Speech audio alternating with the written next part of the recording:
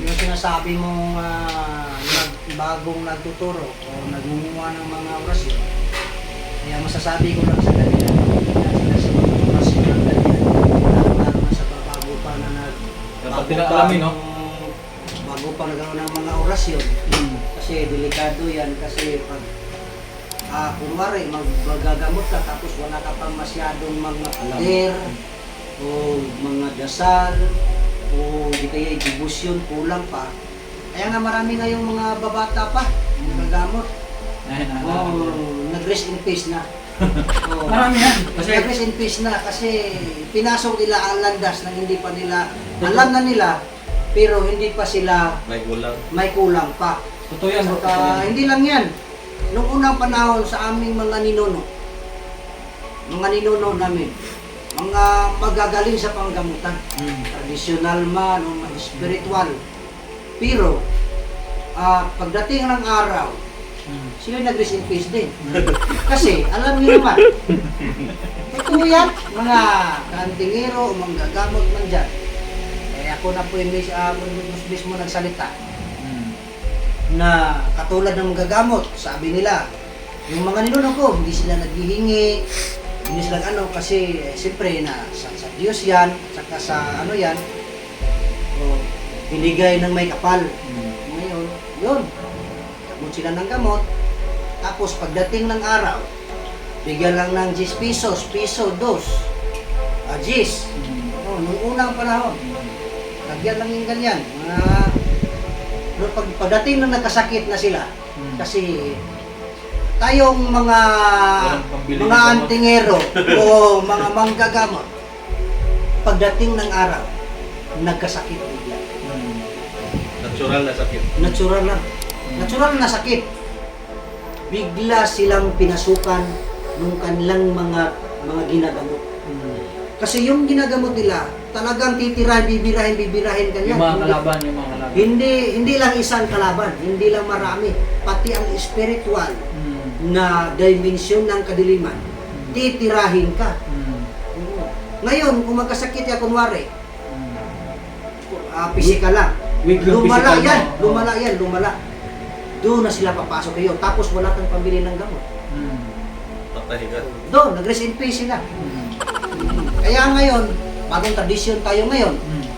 Nung una, barato lang yung mga bilihin. Ngayon, mahal na. Mahal na ngayon, totoo lang. Eh, siyempre naman, kung tayo ay manggamot, siyempre, libre lang. O, hindi tayo ng bagay na tulad ng iba na kasi tulong. Oo, gumagawa na ng mayroon ng barang, kung barang, mayroon kang 10,000. Yung iba naman, 20,000. Yung iba naman dyan, 5,000. Depende yan. Pero sa amin, bilang tulong ng isang ay hindi naman pwede yan kasi yung bigyan lang ng 20, bigyan lang ng 50. Kahit 1,000, 1,000 sa'yo? 2,000? Kung kunwari, ako yung manggagamot, nasa bahay ako, hindi nagpagamot. Siyempre, oras. Mayroong ilalagay dyan. Gasolina. Kasi mahal ngayon. Ang bigas. Minimum 1,000. Oo, minimum yan, 1,000. Siyempre naman, bigyan ka ng 20. Kahirap-hirap ka pa sa paggamot. O ngayon, paglakad nyo, siyempre magsabi ng magagamot. Wakat sinilas. Hindi man ito makabili ng sinilas. Kailangan din. Sabaga, madungis tayo tingnan. Madungis. Pero Babaw. to direct to the point, bro, tama naman yung sinabi ni Robin. Kasi yung mga dati tradisyon kasi, at saka sabaga, sa pagiging manggagamot talaga, so, sa word pa lang na manggagamot, pagtulong yun eh. Yung sabaga, pagtulong sa kapwa. Pero hindi ibig sabihin, libre natin lahat yun kasi siyempre may mga pangangailangan din yan. Yung pagpunta pa lang niya, siyempre, pagkain niya, siyempre, saka ikumpara natin kung ikaw ay madala sa ospital, magkano kaya babayaran mo sa ospital versus sa babayaran mo sa isang manggagamot.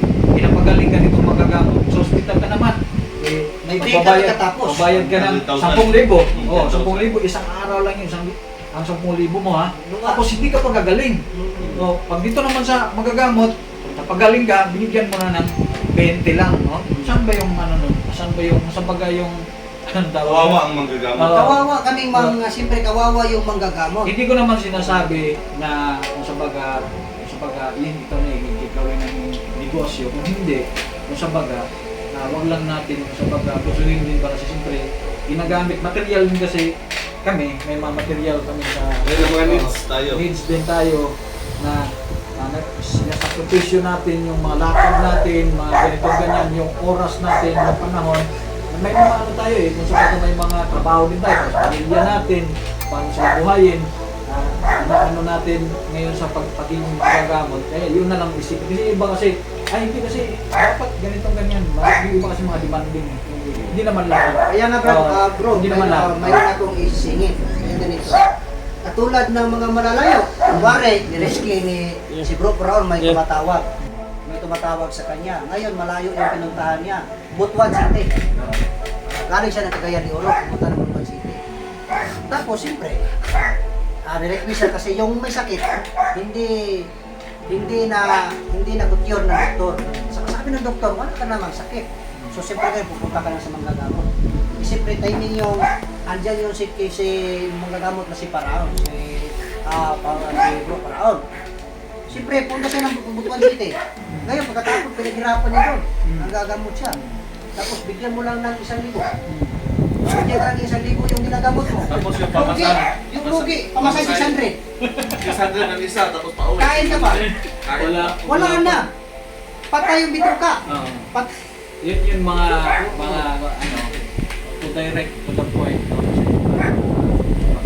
may kulang kasi yung oras natin kasi may mga susunod pa kami na re-recta kami sa ano sa Gamot pa tayo. panggagamot. Panggagamot, May busy. May rescue pa, may ano pa kami ngayon, may rescue. So, ito, direct to the point ko, pagiging manggagamot, ang yung obligasyon ba na, obligasyon namin na manggamot, i-cure yung may sakit. Kung mag-cure man namin, ginawa namin yung kakayahan namin. Through prayers. Through prayers sa guiding sa God. God the Father, God the Son, God the Holy Spirit. Yun, alam namin kinukuha, ginagamot namin.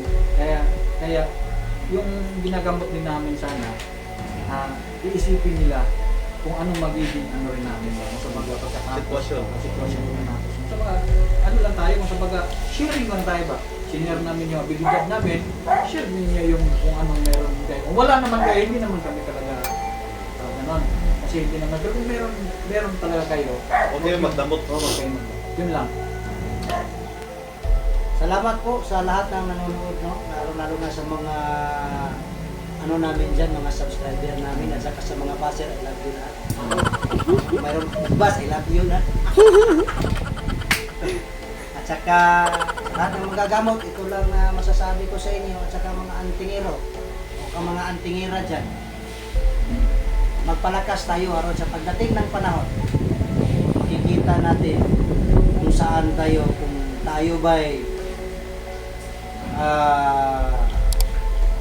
mananalo sa digmaan ng darating o matatalo ba tayo? Kaya habang mataas-taas pa ang oras, palakasin nyo na yung debosyon ninyo at saka yung poder ninyo at spiritual. Kasi pagdating ng araw at maitugma ang kasulatan ng Biblia, walang takbuhan ito hanggang sa huling patak Ang ating mga dugo. ng mga dugo ni Adan at ni Eva. Yeah, bro.